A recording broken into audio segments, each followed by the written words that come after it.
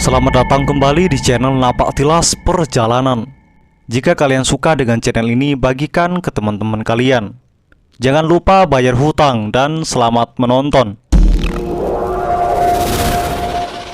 Sudah belasan tahun Sarwo Edi Wibowo jadi tentara. Namun perwira kelahiran Purworejo dan merupakan mertua Susilo Bambang Yudhoyono ini belum pernah ditempatkan dalam sebuah pasukan elit macam resimen para komando angkatan darat atau RPKAD.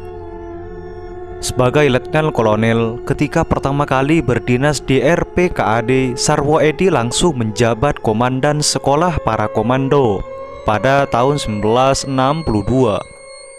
Kala itu RPKAD sudah jadi pasukan jago tempur. Perwira jago tempur terkenal di resimen itu salah satunya adalah Mayor Beni Mordani, peraih bintang sakti berkat keberaniannya di Operasi Trikora. Ketika itu Menteri Panglima Angkatan Darat juga dipegang sesama orang Bagelan Purworejo, yakni Letnan Jenderal Ahmad Yani. Mereka berdua sama-sama pernah jadi perwira tentara sukarela pembela tanah air (PETA) zaman Jepang dan menjalin hubungan persahabatan yang akrab. Tak lama kemudian pada tahun 1964 Sarwo diangkat sebagai komandan RPKAD. Padahal ada perwira yang lebih senior di satuan elit itu, yaitu Letnan Kolonel Wijojo Sujono. Karena sikap Beni, akhirnya Beni dikeluarkan dari RPKAD dan dimutasi ke Kostrad. Sementara Sarwo Edi tetap di Korps Baret Merah hingga 1967.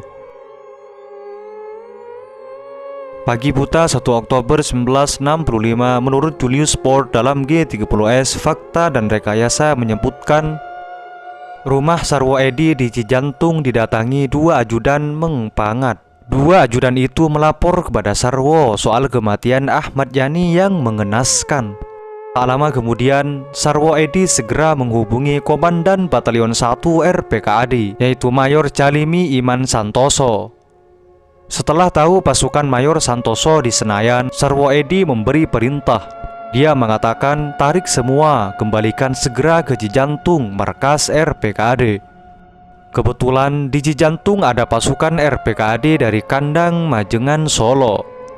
Salah satu kompinya dipimpin oleh Letnan 1 Faisal Tanjung, yang di dalamnya terdapat pelton yang dikomandani Letnan 2 Sintong Panjaitan. Saat itu pasukan Kandang Majengan akan dikirim ke Kalimantan dalam rangka Operasi Ganyang Malaysia. Hari itu juga pasukan tersebut ikut serta di bawah komando Sarwo Edi. Mereka dilibatkan dalam pembersihan G30S. Pelton pimpinan Sintong bahkan merebut RRI.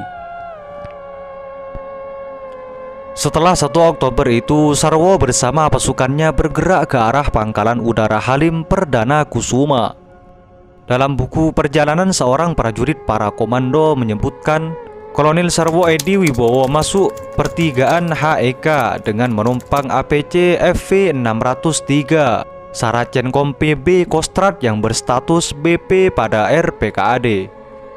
Ketika bergerak maju, pasukan ini terlibat baku tembak dengan lawannya. Seperti diungkap dalam Menyingkap Kabut Halim 1965, semacam buku putih TNI Angkatan Udara atas peristiwa G30S. Sementara pertempuran sedang berlangsung dengan gencar, Kolonel Sarwo Edi mengamati jalannya pertempuran dari atas Panser Saracen. Setelah melewati baku tembak dengan sekompi pasukan G30S dari 454 Banteng Rider, Sarwo berhasil mencapai Halim Perdana Kusuma untuk melapor kepada Presiden Soekarno. Namun Sarwo Edi tidak bertemu karena Soekarno sudah bergerak ke arah Istana Bogor.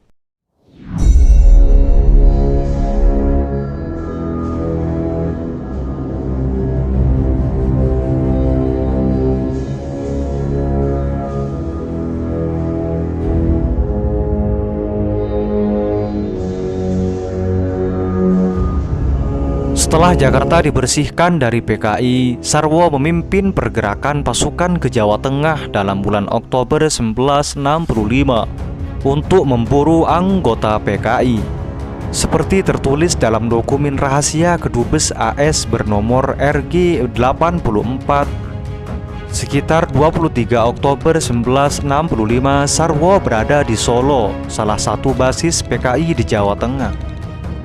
Pada tanggal 23 Oktober 1965 telah dibentuk staf gabungan keamanan yang terdiri dari AD/RPKAD, Angkatan Udara Republik Indonesia dan Angkatan Kepolisian Republik Indonesia, yang dipimpin oleh Kolonel Infanteri Sarwo Edi Wibowo, dengan tugas keamanan dan ketertiban umum dalam wilayah Surakarta dengan waktu yang secepat mungkin. Di bulan-bulan penuh pembantaian itu yang menyibukkan Sarwo Edi sebagai komandan pasukan elit Angkatan Darat, banyak orang-orang yang dituduh komunis terbunuh. Banyak orang mengingat Sarwo Edi pernah menyebut bahwa 3 juta orang jadi korban terkait pembersihan PKI sekitar tahun 1965 sampai 1966. Kesibukan Sarwo Edi di bulan-bulan tersebut tentunya memperkuat posisi Soeharto selaku petinggi Angkatan Darat yang tersisa dan punya kekuatan. Bagaimanapun, Sarwo Edi bertindak atas nama Angkatan Darat dan loyal kepada perintah Soeharto. Akan tetapi setelah posisi Soeharto menguat dan perlahan Soekarno melemah, di sisi lain Sarwo justru jauh dari Soeharto. Itulah napak tilas perjalanan dari Indonesia. Semoga bermanfaat. Assalamualaikum warahmatullahi wabarakatuh.